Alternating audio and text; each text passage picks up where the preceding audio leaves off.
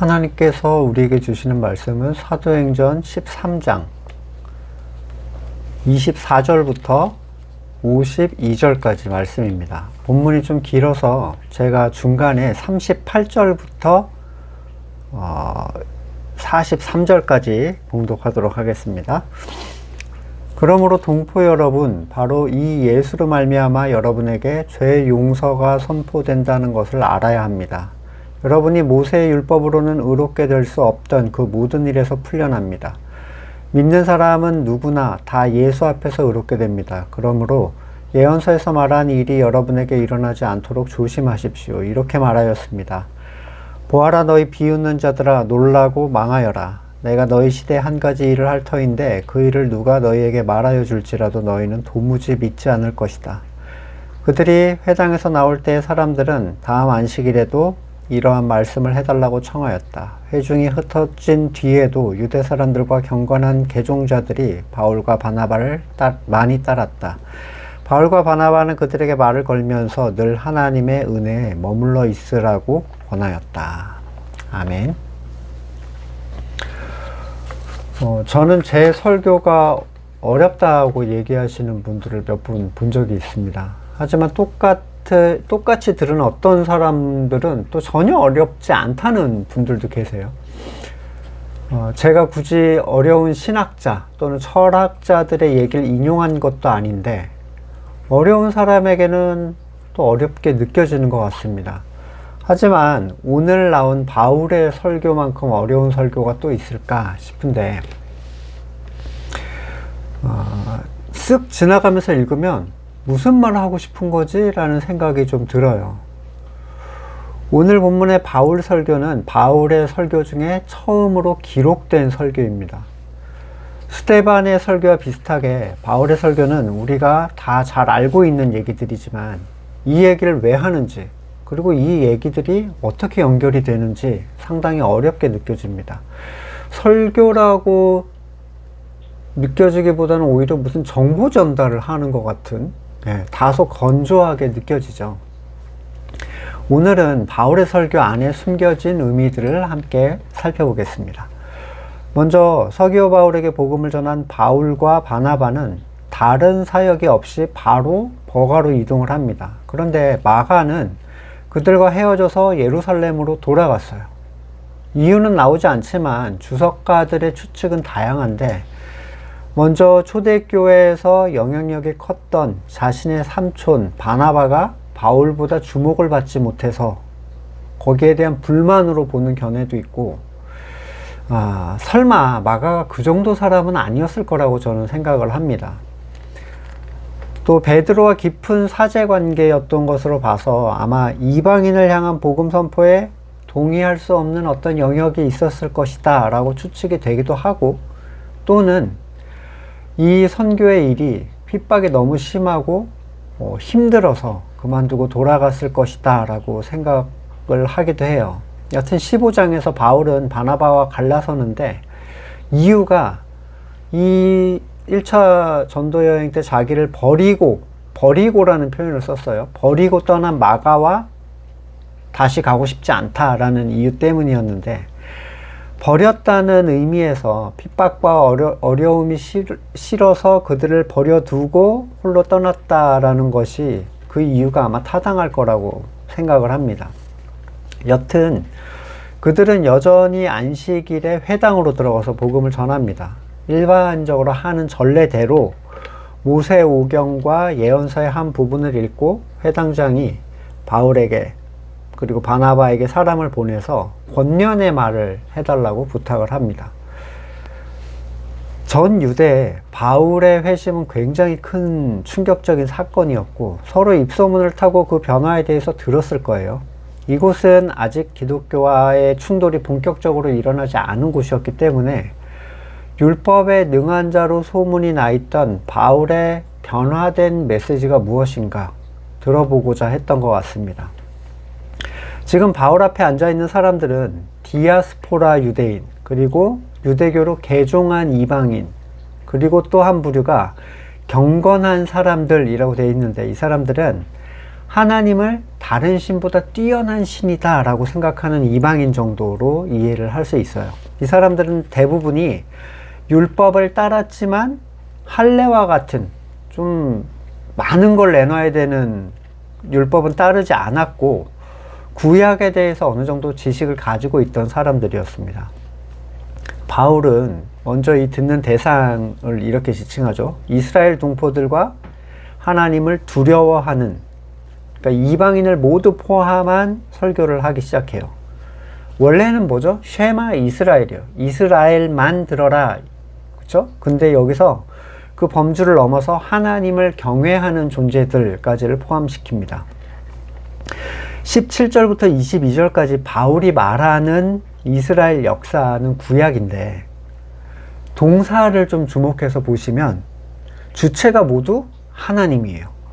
택하시고 높여주시고 인도해내시고 멸하시고 유업으로 주시고 차지하게 하시고 사사를 보내주시고 왕을 주시고 섬기게 하시고 그들을 다시 물리치시고 다윗을 찾아내셔서 그들에게 행하게 하시는 일들, 그에게 행하게 하시는 일들. 간략하게 말을 하면 택하심을 받은 너희에게 일어난 모든 일들은 하나님이 행하신 것이다, 이 얘기예요. 분명한 행위의 주체를 드러내 줍니다. 이 얘기를 굳이 하는 이유가 뭘까요? 유대인들은 옛 언약 안에서 실패를 느껴야 되는데 오히려 구원을 율법을 지켜서 스스로 의를 이룰 수 있는 것이라고 생각하고 있었어요. 그러니까 실패할 수밖에 없던 구원의 방식에다가 사람의 계명을 보강을 했죠. 그래가지고 그걸 가능한 것처럼 만들어 놨어요. 정결을 유지할 수 없었지만 자신들이 만든 방식으로 정결이 유지되는 것처럼 해놨고, 안식일에 쉬지 못했지만 자신들이 만든 방식으로 안식일에 쉬는 것처럼 해두었고, 다른 신을 섬기지 않은 적이 없었지만 하나님만 섬기는 것처럼 만들어 두었습니다. 지금 이방인인 우리가 하는 방식과 비슷하죠. 결국 바울이 이스라엘 역사 속에서 드러내준 것은 하나님이 다스리시는 나라, 하나님이 이끄시고 하나님이 통제하시는 세계에 대한 묘사예요. 너희가 했다고 생각하지만 너희가 한 것이 하나도 없는 그 역사. 여기까지 얘기한 그는 바로 다윗을 통해 이루어 주실 하나님의 언약으로 초점을 넘깁니다. 22절에 그는 내 뜻을 다 행할 것이다. 다윗이 어떤 하나님의 뜻을 다 행했죠? 사람들의 초점은 또다시 다윗이 뭘 했나? 이걸 보죠. 사람으로부터 나온 것으로 다시 초점을 맞추려고 합니다. 앞에서 그렇게 하나님의 주권, 이끄심을 말해도 다시 다윗의 용기, 다윗의 믿음, 다윗의 순종 등등등 사람의 힘으로 한 것들에 초점을 바꿉니다. 다시 한번 강조를 하고 넘어가야 되는데 하나님의 일은 무조건 하나님이 하십니다. 아니, 하나님 밖에 하실 수가 없어요. 다윗이 하나님의 성전을 짓겠다고 했을 때 하나님께서는 그에게 네가 나를 위해서가 아니라 내가 너를 위해서 집을 지을 것이다, 이렇게 얘기를 하셨어요. 사무엘하 7장 4절. 그러나 바로 그날 주님께서 나단에게 말씀하셨다. 너는 내 종 다윗에게 가서 전해라. 나 주가 말한다. 내가 살 집을 네가 지으려고 하느냐? 그러나 나는 이스라엘 자손을 이집트에서 데리고 올라온 날로부터 오늘에 이르기까지 어떤 집에서도 살지 않고 오직 장막이나 성막에 있으면서 옮겨 다니며 지냈다. 내가 이스라엘 온 자손과 함께 옮겨 다닌 모든 곳에서 내가 나의 백성 이스라엘을 돌보라고 명한 이스라엘 그 어느 지파에게라도 나에게 백향목 집을 지어주지 않은 것을 두고 말한 적이 있느냐?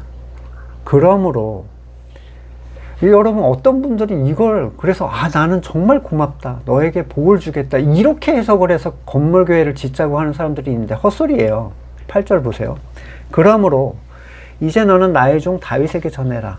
나 만군의 주가 말한다. 양떼를 따라다니던 너를 목장에서 데려다가 내 백성 이스라엘 통치자로 삼은 것은 바로 나다. 근데 네가 뭘 해줄 수 있다고 나한테 이 얘기예요. 나는 네가 어디로 가든지 언제나 너와 함께 있어서 내 모든 원수를 내 앞에서 물리쳐 주었다. 네가 한 게 아니라 내가 한 거야. 나는 이제 네 이름을 세상에서 위대한 사람들의 이름과 같이 빛나게 해 주겠다. 이전에 내가 나의 백성 이스라엘에게 사사들을 세워준 때와 달리 내가예요. 너의 모든 원수로부터 너를 보호하고 평안히 살게 하겠다. 뿐만 아니라 나 주가 너의 집안을 한 왕조로 만들겠다는 것을 이제 나 주가 너에게 선언한다. 이게 집을 지어주겠다니까 고마워서 하신 얘기인가요? 카카바죠. 그렇게 해석을 하면. 너의 생애가 다하여서 내가 너의 조상들과 함께 묻히면 내가 내 몸에서 나올 자식을 후계자로 세워서 그 나라를 튼튼하게 하겠다. 바로 그가 나의 이름을 드러내려고 집을 지을 것이며 나는 그의 나라의 왕위를 영원토록 튼튼하게 하여 주겠다.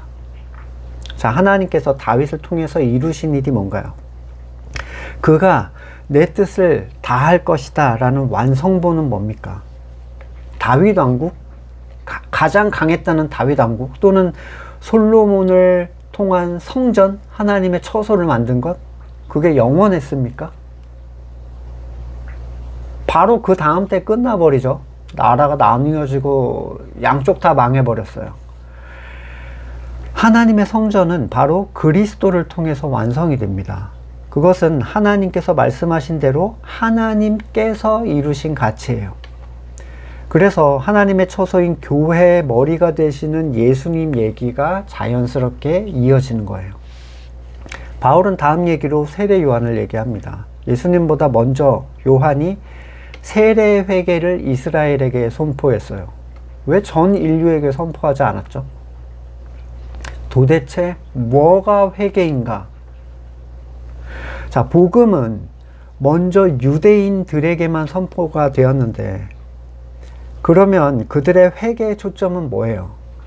도덕적 삶을 살지 않은 것에 대한 회개가 아니에요. 율법에 따를 수 없었던 것에 대한 회개입니다.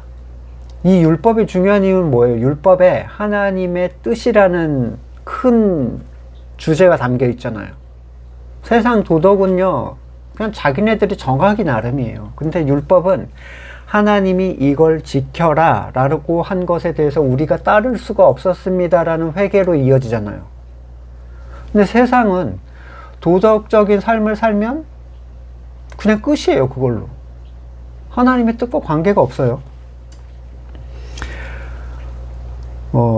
회개 세례가 선포됐을 때 율법의 의를 추구하는 것이 가능했던 사람들은 누구도 받아들이질 못합니다.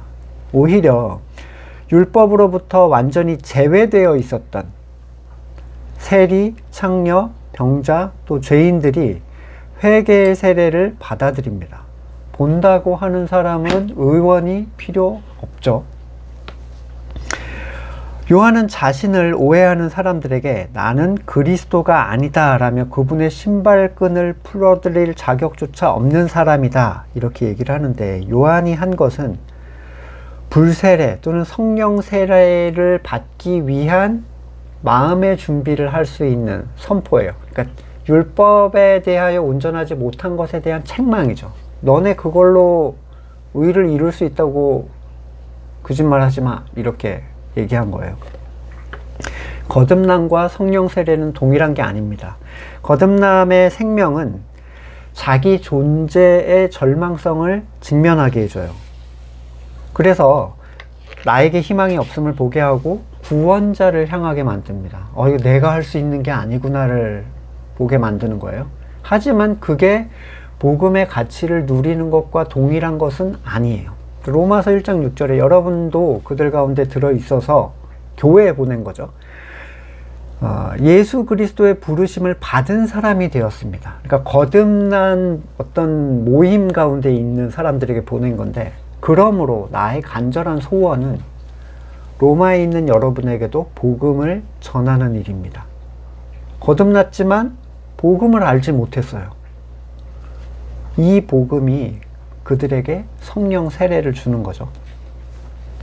갈라디아서 3장 5절 하나님께서 여러분에게 성령을 주시고 여러분 가운데서 기적을 행하시는 것은 여러분이 율법을 행하기 때문입니까? 아니면 믿음의 소식을 듣기 때문입니까? 그렇지 않으면 여러분이 복음을 듣고 믿어서 그렇게 하신 것입니까? 세 개의 선택지를 줬어요.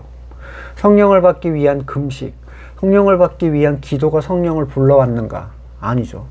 아니면 믿음의 소식이 귀에 들려서 설교를 듣다 보니까 됐는가? 아니죠. 그러면 뭐예요? 그것을 믿게 하시는 하나님의 은혜가 그에게 성령을 불러와요. 하나님이 하시는 일이라는 거죠. 이 성령 세례는 어떤 일을 하냐면 그리스도와 하나가 되게 합니다. 비로소 교회가 뭔지를 알게 해줘요. 하나님의 그리스도의 십자가 사역의 궁극적인 목표죠. 교회.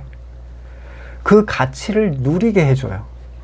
여기까지 들어가면 세례 요한의 세례가 성령 세례와 비교할 수 없이 큰 차이라는 것을 알게 됩니다. 처음 거듭난 사람은 거듭남, 회개의 세례에 대한 가치만으로 너무 충격적인데 이게 성령 세례를 통한 교회됨의 충격은 아예 다른 세계예요. 다른 세계. 바울은 여기에서 다시 한번 청중들을 환기를 시키죠. 아브라함의 동포인 여러분, 그리고 여러분 가운데서 하나님을 두려워하는 사람들이요. 하나님께서 이 구원의 말씀을 우리에게 보내셨습니다. 그는 예수님을 구원의 말씀과 동일시를 하고 있습니다. 요한복음 1장 9절, 요한 1서죠. 요한복음 1장 9절이죠. 참 빛이 있었다. 그 빛이 세상에 와서 모든 사람을 비추고 있었다. 그는 세상에 계셨다. 세상이 그로 말미암아 생겨났는데도 세상은 그를 알아보지 못했다. 그가 자기 땅에 오셨으나 그의 백성은 그를 맞아들이지 않았다. 그 말씀은 육신이 되어 우리 가운데 사셨다. 우리는 그의 영광을 보았다. 그것은 아버지께서 주신 외아들의 영광이었다. 그는 은혜와 진리가 충만하였다. 말씀이 오셨으나 사람들이 전혀 인지할 수 없었던 분, 심지어 그들이 안식일마다 읽고 있는 그리스도를 가리키는 그 예언자들의 말에서도 전혀 깨닫지 못해서 그분을 정죄함으로써 예언자들의 말을 이루었습니다. 이사야 53장 6절, 우리는 모두 양처럼 길을 잃고 각기 제 갈 길로 흩어졌으나 주님께서 우리의 모두의 죄악을 그에게 지우셨다. 그는 굴욕을 당하고 고문을 당하셨으나 아무 말도 하지 않았다. 마치 도살장으로 끌려가는 어린 양처럼, 마치 털 깎는 사람 앞에서 잠잠한 암양처럼 끌려가기만 할 뿐 아무 말도 하지 않았다. 그가 체포되어 유죄 판결을 받았지만 그 세대 사람들 가운데서 어느 누가 그가 사람 사는 땅에서 격리된 것을 보고서 그것이 바로 형벌을 받아야 할 내 백성의 허물 때문이라고 생각하였느냐. 죄가 없는 분이 죄인이 되어서 사형을 당한 것은 하나님께서 우리 모두의 죄를 예수님께 씌우셨기 때문이에요. 사람들은 죄가 없다는 걸 알고 있었지만 누명을 씌우고 자신들의 기득권을 놓지 않으려고, 자신들의 의를 포기하지 않으려고 주님을 죽입니다. 예수님의 죽음은 택하신 자들을 위한 죽음이에요. 모든 인류를 위한 죽음이 아닙니다.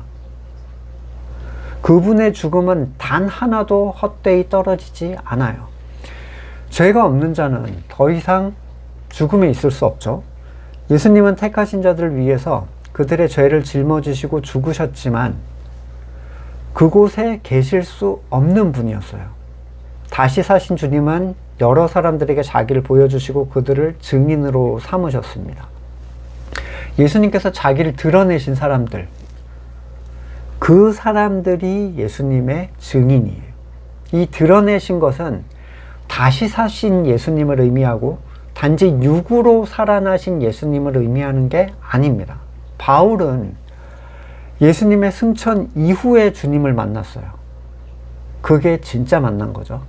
요한도 그분을 보지도 못한 성도들에게 이렇게 얘기합니다. 요한일서 1장 1절, 이 글은 생명의 말씀에 관한 것입니다. 이 생명의 말씀은 태초부터 계신 것이요, 우리가 들은 것이요, 우리가 눈으로 본 것이요, 우리가 지켜본 것이요, 우리가 손으로 만져본 것입니다.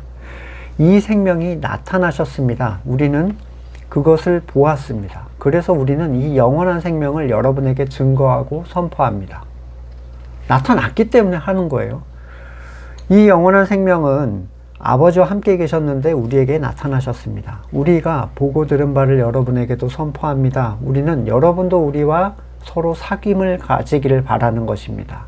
우리의 사귐은 아버지와 또 그 아들 예수 그리스도와 함께하는 사귐입니다. 따라서 이것은 거듭나서 복음을 통해 그리스도를 만난 모든 사람들을 다 포함하는 얘기예요. 증인이죠. 그렇지 않다면 육으로 오신 그리스도를 본 사람만, 그 사람들이 다 죽어버리면 증인이 다 사라지는 거잖아요. 그렇죠? 32절에서 조상들에게 하신 그 약속, 이제 약속이 굉장히 중요한 포인트인데 그게 뭘 의미하죠? 메시아의 부활에 관한 내용이에요. 바울은 예수님의 부활을 예수님이 하나님의 아들로서 태어난 것으로 보고 있어요. 세상에 오셔서 마리아의 태에서 나온 것이 아니라 죽음에서 살아나신 것이 진정 하나님께서 그를 낳으신 거란 얘기예요. 죽음에서 살아나신 존재, 그것은 또한 거듭난 사람들이기도 합니다. 예수님의 죽음을 함께 입은 그들도 하나님의 자녀예요. 이사야 43장 5절, 내가 너와 함께 있으니 두려워 말아라. 내가 동쪽에서 너의 자손을 오게 하며 서쪽에서 너희를 모으겠다. 북쪽에다 이르기를 그들을 놓아보내라 하고 남쪽에다가도 그들을 붙들어 두지 말아라. 나의 아들들을 먼 곳에서부터 오게 하고 나의 딸들을 땅 끝에서부터 오게 하여라. 나의 이름을 부르는 나의 백성, 나에게 영광을 돌리라고 창조한 사람들, 누가 창조했어요? 하나님이 창조한 사람들이에요. 내가 빚어 만든 사람들을 모두 오게 하여라. 어디선가부터 동서남북으로 막 모여드는 거예요. 이 백성은 나를 위하라고 내가 지은 백성이다. 그들이 나를 찬양할 것이다.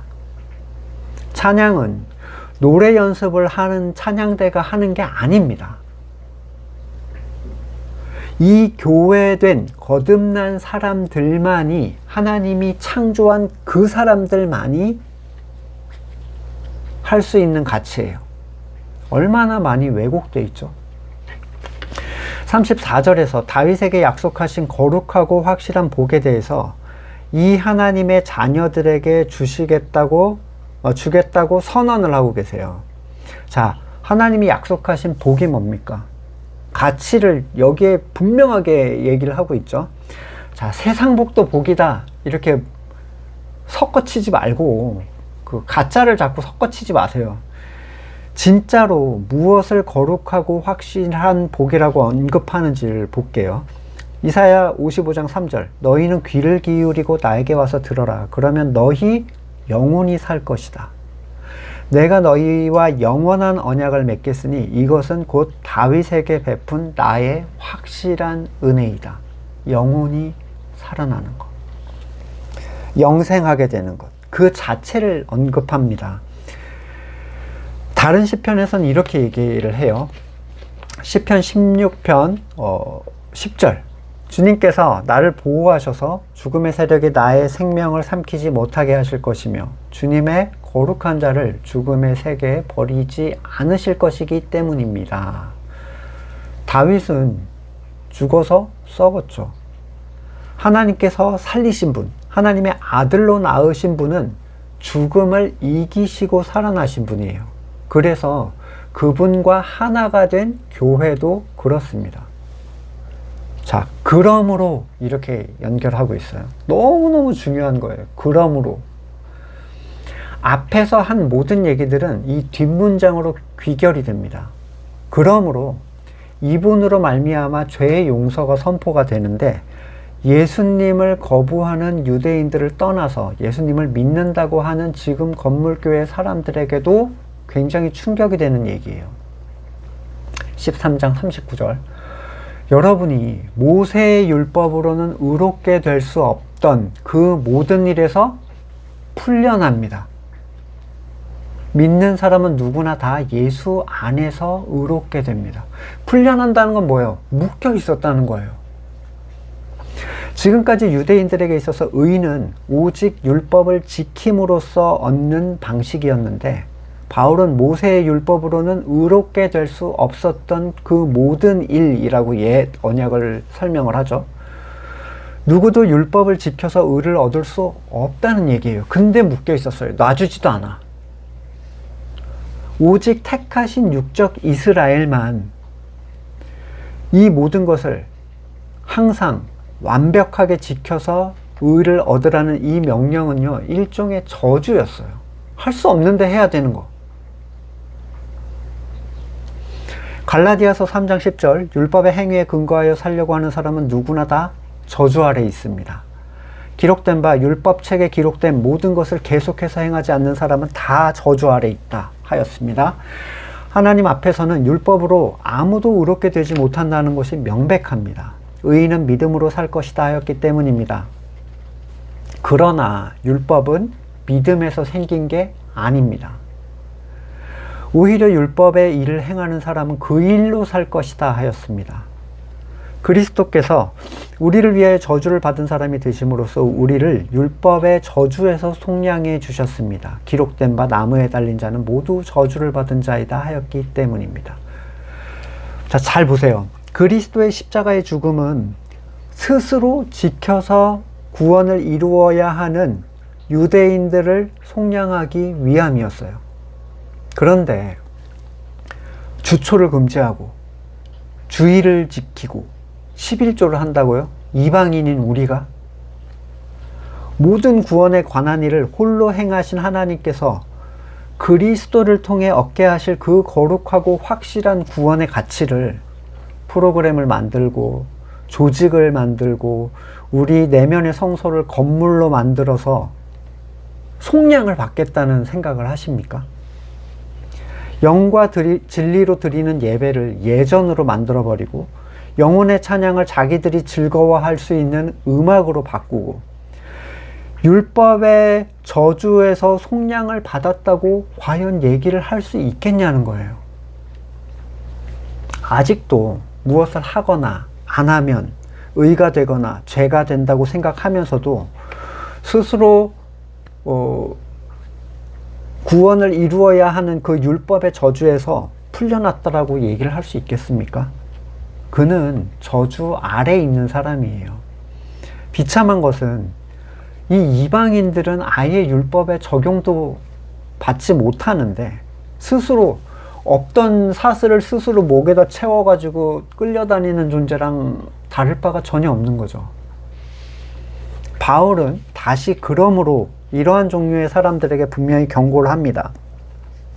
하박국에 인용을 하고 있는데 1장 5절의 상황이 뭐냐면 너네 바벨론에게 망하게 될 거야 경고를 했어요. 이런 식으로 너네 하면 바벨론에게 망할 거다. 사람들은 그걸 듣지 않았습니다. 그것은 지금 본문의 사람들에게는 20년 후에 나타날 로마에 의한 어떤 유대 멸망에 대한 의미가 되겠죠. 하지만 그들도 듣지 않았어요. 지금 우리에게는 종말 앞에 서서 하나님의 심판을 받는 의미가 될 것이나 그들도 역시 듣지 않을 겁니다. 이렇게 경고를 해도 사람들은 스스로 의를 쌓으려고 하고 그리스도의 의를 거부하면서 힘써 자기의 의를 세우려고 합니다.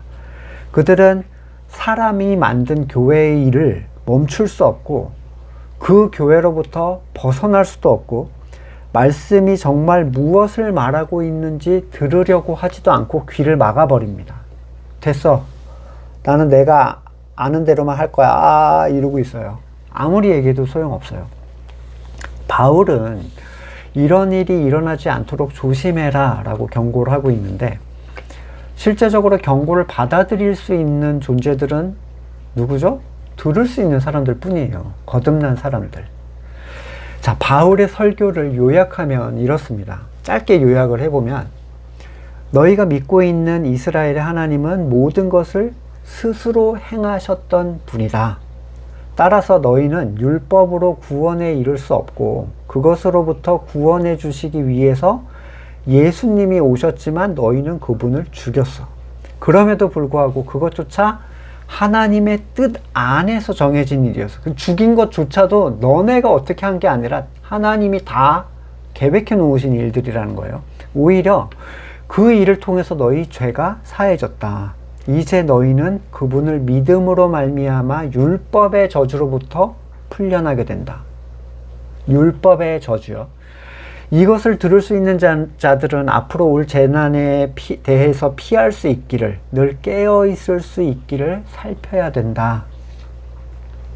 이렇게 예화 하나 없는 어려운 설교인데 이 사람들은요, 이 설교를 알아듣고 더 듣기를 원했습니다.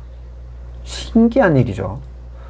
그리고 얘기가 끝난 뒤에도 사람들은 바울과 바나바를 따랐는데 말씀이 계시되지 않은 그 시기에도 그들은 하나님의 은혜에 머물러 있으라는 권면으로 성도들의 삶을 살 수 있게 도왔어요.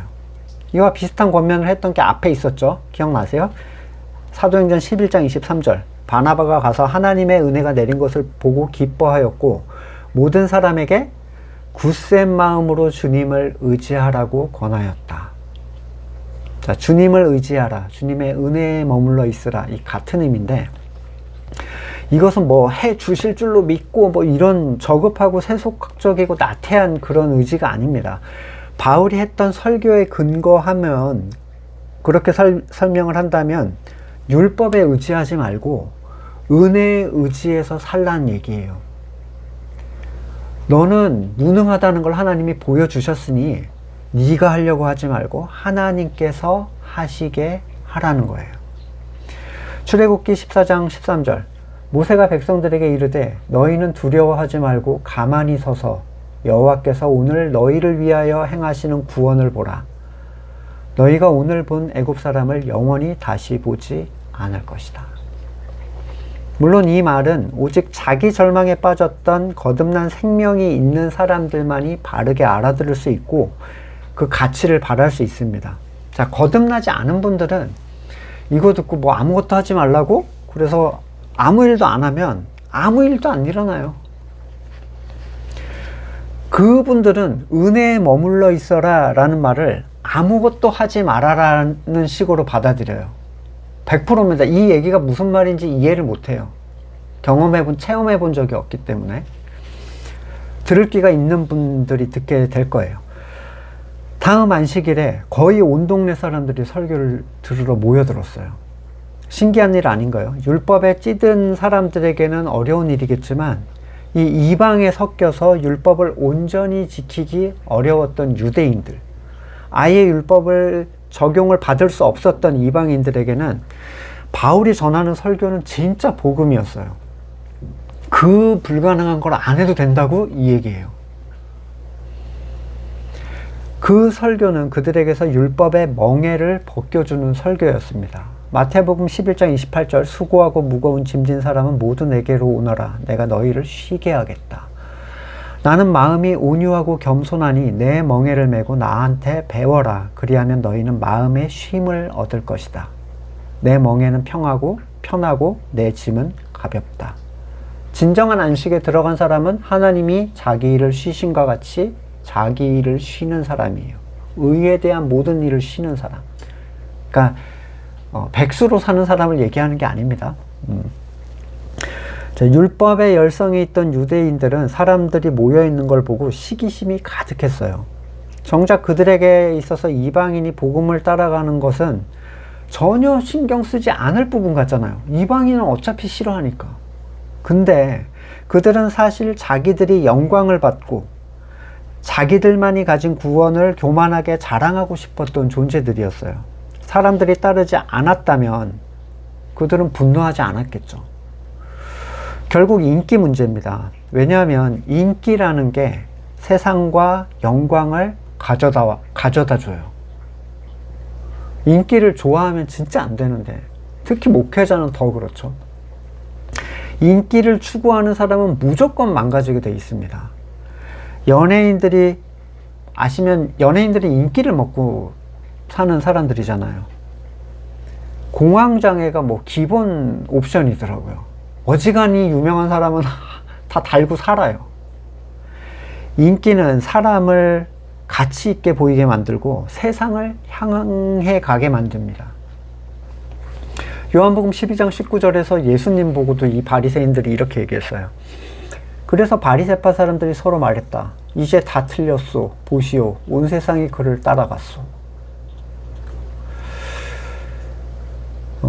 이렇게 얘기합니다. 우리는 하나님의 말씀을 당신들에게 먼저 전해야 하였습니다. 유대인들한테 하는 얘기예요. 그러나 지금 당신들이 그걸 배척하고 영원한 생명을 얻기에 합당하지 못한 사람으로 스스로 판정하므로 우리는 이제 이방 사람에게 갑니다.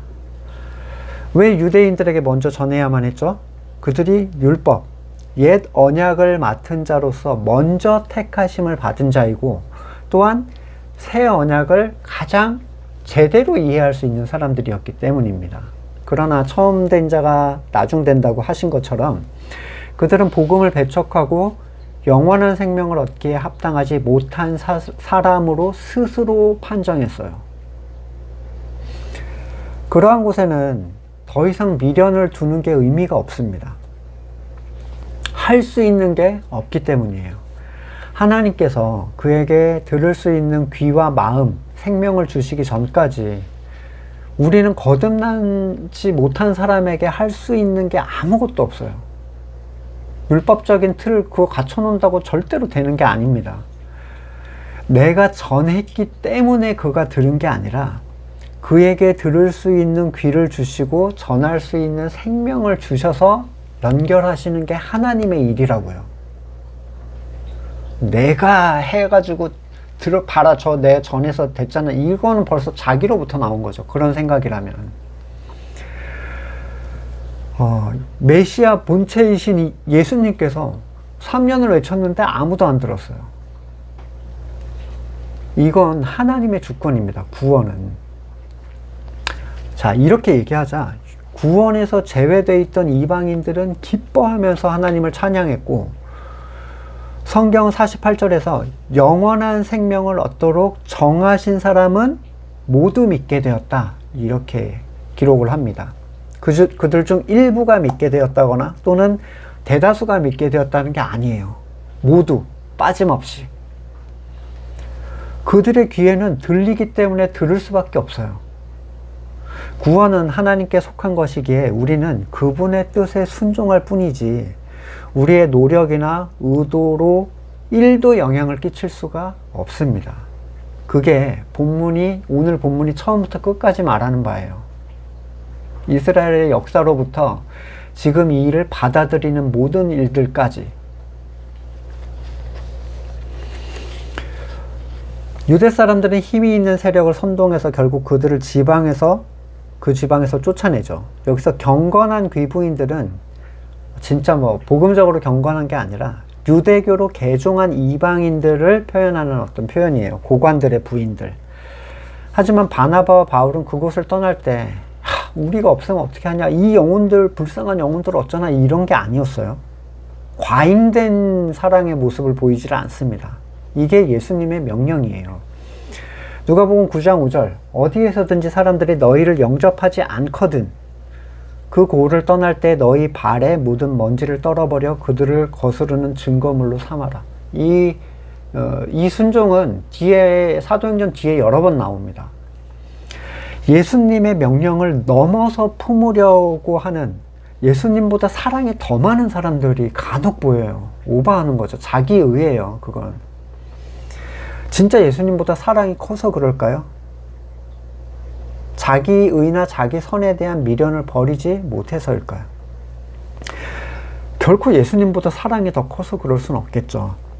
복음을 받아들이지 않으면 복음을 변경하고 약화해서 재미있게 만들어서라도 그들이 받아들이게 하려는 그 노력은 사랑을 가장한 역겨운 종교적 외식이에요. 사람들이 싫어해서 불편해서 말하지 않는 복음의 가치가 있다면 그 사람은 영생에 합당하지 않았기 때문에 그걸 받아들이지 않은 거지 방식에 문제가 있어서가 아닙니다. 방식은 항상 미련해 보이는 설교를 통해서예요. 그래야만 그가 그걸 받아들일 때 하나님이 하셨다는 증거가 됩니다. 어떻게 이런 말씀을 받아들일 수가 있지? 거듭난 분들을 보면 신기한 거예요. 어떻게 저런 사람이 저기 또 있을 수가 있지? 어디서 나온 거지? 고린도전서 1장 21절, 이 세상은 그 지혜로 하나님을 알지 못하였습니다. 하나님의 지혜가 그렇게 되도록 한 것입니다. 하나님께서는 어리석게 들리는 설교를 통하여 믿는 사람들을 구원하시기를 기뻐하신 것입니다. 비록 바울과 바나바는 그곳을 떠났지만 이 제자들은 기쁨과 성령으로 가득 차 있었는데, 이 제자들은 새롭게 복음을 받아들인 사람들을 얘기해요. 이 비시디아 안디옥의 성도들을 얘기하는데, 자, 복음을 전해준 사람들이 가버려요. 쫓겨났어요. 그럼 저 가짜 아닌가? 우리가 왜 이렇게 미움당해야 되지? 이런 게 아니라 우리끼리 어떻게 살아나가야 되지? 이런 게 아니라 그들에게는 누가 있었어요?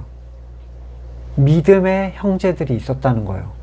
너도 이걸 받아들일 수 있어? 라는 거죠. 이런 말도 안 되는 일을 받아들이는 존재가 옆에 있다는 거. 그들이 그리스도의 은혜 안에 머물러 있을 때 하나님께서는 그들에게 은사를 주시겠죠. 하나님을 알 수 있도록 그들을 도우실 것이라는 확신이 그들에게 있었을 것입니다. 성도의 신앙은 사람을 의지해서는 안 됩니다. 목사를 의지하거나 특정한 헌신자를 의지해서는 안 돼요.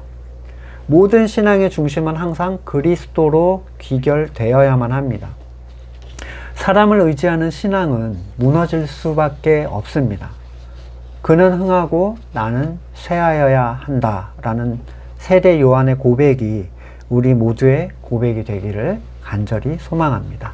말씀을 놓고 같이 기도하겠습니다. 모든 일을 홀로 행하시는 하나님을 찬양합니다. 우리는 감당할 수 없는 가치를 은혜로 누리게 된 무익한 종들일 뿐입니다. 행하게 하시는 하나님을 의지합니다. 허락하신 은혜가 하나님을 통해 흘러가기를 간절히 소망합니다. 지금은 우리 구주 예수 그리스도의 은혜와 하나님의 사랑과 성령님의 교통하심이 가만히 서서 여호와의 구원하심을 바라보며 기뻐하기를 소망하는 성도들과 그의 삶의 자리 가운데 지금으로부터 영원까지 함께 하시기를 간절히 축원드립니다. 아멘.